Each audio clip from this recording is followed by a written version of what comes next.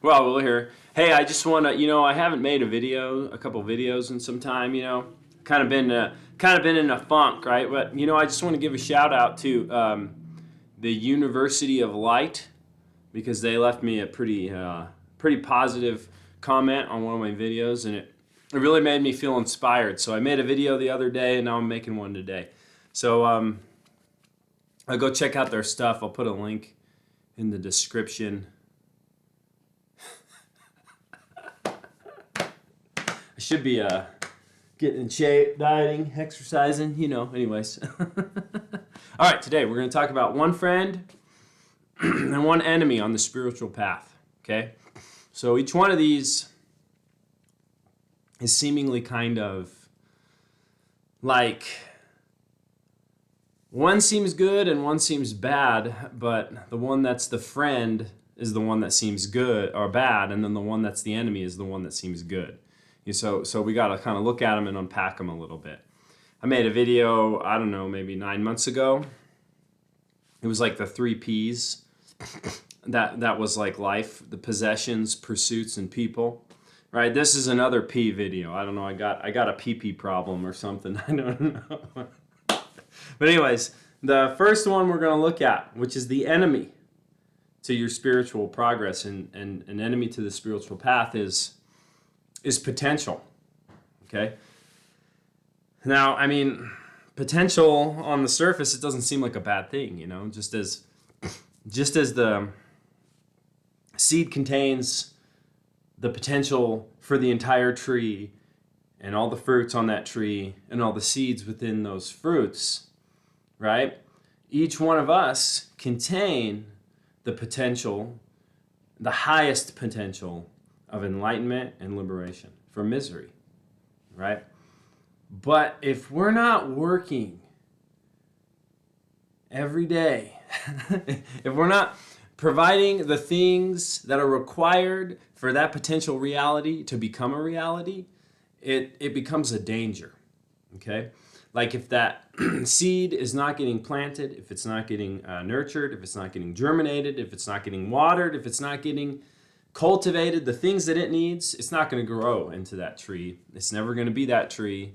Although the potential exists for it to be that tree, it's still just a little seed, Similarly, if you're not working at becoming whatever it is that you have a vision towards, if you're not actively taking steps every day in your life to commit and dedicate yourself to whatever your vision is, whatever potential that you're trying to work towards, you're never going to have it. And this is where potential starts to become an enemy to personal progress and the spiritual path. Because I guarantee you, every one of my potential realities that I think about, that I daydream about, that I spend so much time ruminating on, are so much better than my present reality. And if I'm not working about them, I'm dreaming about them. And if I'm dreaming about them, I'm not working towards them. And I'm fixating on this potential reality that's better than my current reality. And what's going to happen is I'm going to start hating my current reality. So this is a side note. Eventually, sometimes certain people, they begin to hate their present reality so much, and this desire for some potential reality becomes so great that it will propel a person into change, right? And so that can be a good thing. But oftentimes, potential just drives the vehicles for craving and for misery, which is craving and aversion. I'm craving this reality. I'm not taking steps towards creating. I'm living in the potential, right? If you look at somebody and you don't see them, you only see what they could be, then you're going to have a big rift in that dynamic with that other person. You're not going to be able to relate with them, be their friend, connect with them, see them. You're not going to be consciously aware. You're going to be only craving a potential reality that is not. Could be, but it's not. So in that instance, Potential can be a big hindrance on the spiritual path. Okay? So let's look at the other P, the friend on the spiritual journey. And the friend is pity. Okay?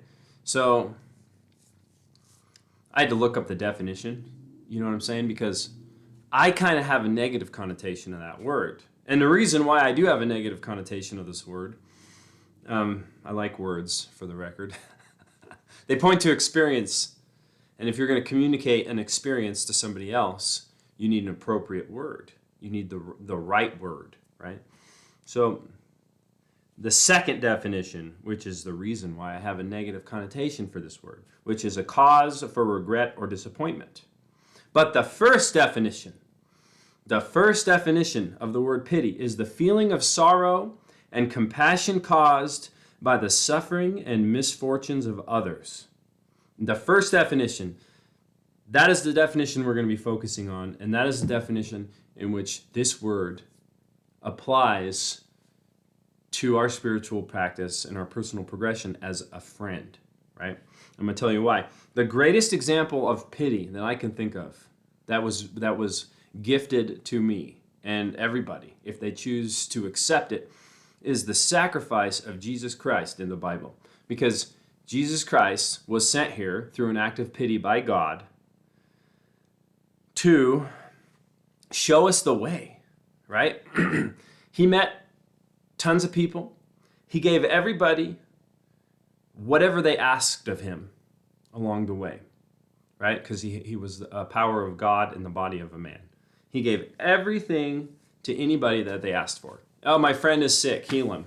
My friend is dying, I'm sick, heal me. This is my misery, this is my misery, this is my misery.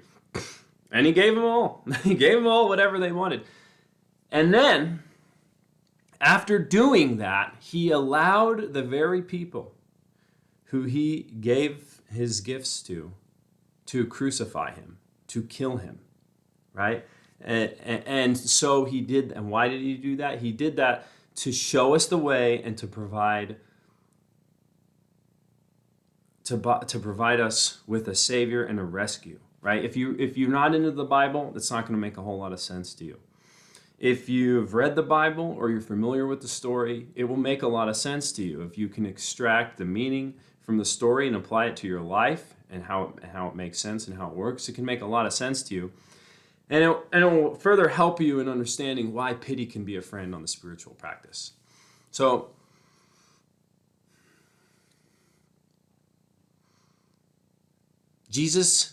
God pitied us by giving us Jesus, and Jesus pitied us by giving us everything, even though we didn't deserve it. You see what I'm saying? The other day, I was having a big problem. I was having a personal problem with another person. And I was stuck. I was really stuck on something.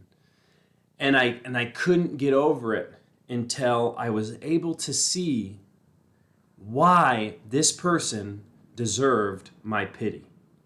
Why this person deserved my compassion for the suffering and misfortune that they were enduring, right?